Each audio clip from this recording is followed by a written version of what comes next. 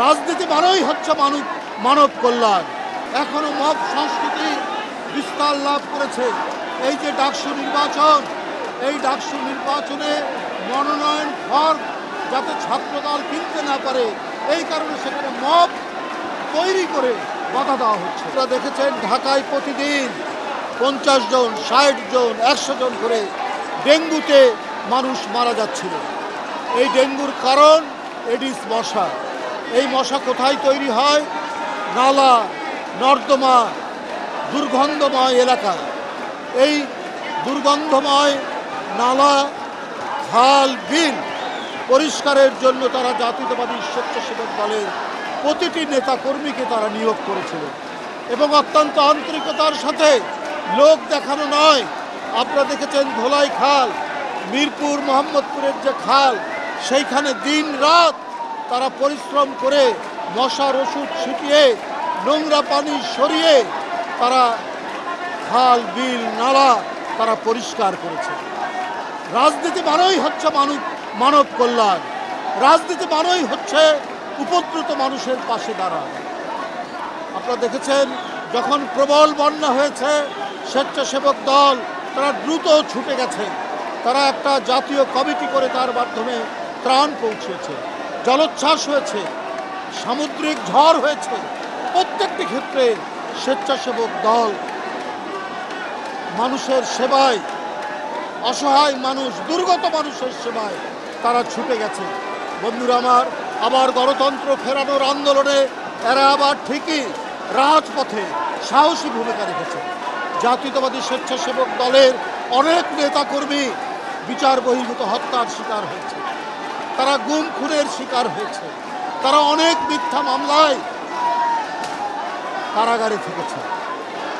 আজকে এস.এম. জিলানী রাজীবের পূর্বে যারা নেতৃত্বে ছিলেন, হাবিবুন নবী খান সোহেল, মীর শরাফত আলী সপু, আব্দুল কাদের ভূঁইয়া জুয়েল, মুস্তাফিজুর রহমান, এরা প্রত্যেকেই, সবচাইতে বিএনপির মধ্যে মামলা বেশি হাবিবুন নবী খান সোহেলের।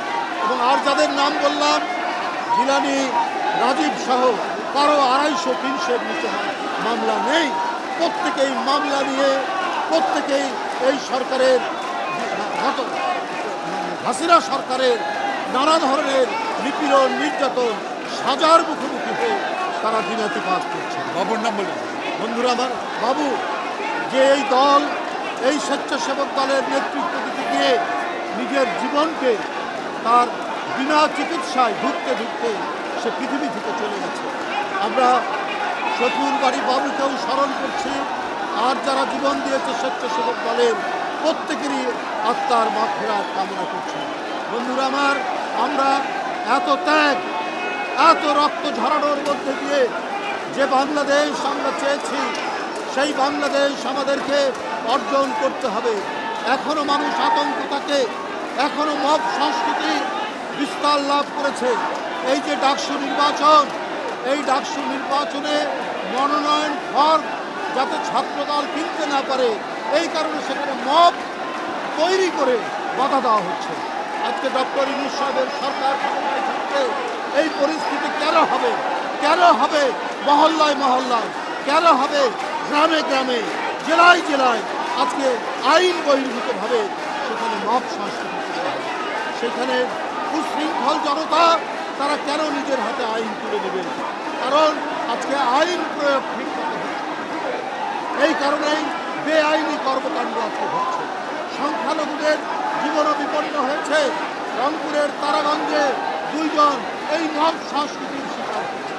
বন্ধুরা আমার, এইরকম পরিস্থিতি তো আমরা কামনা করতে পারি না।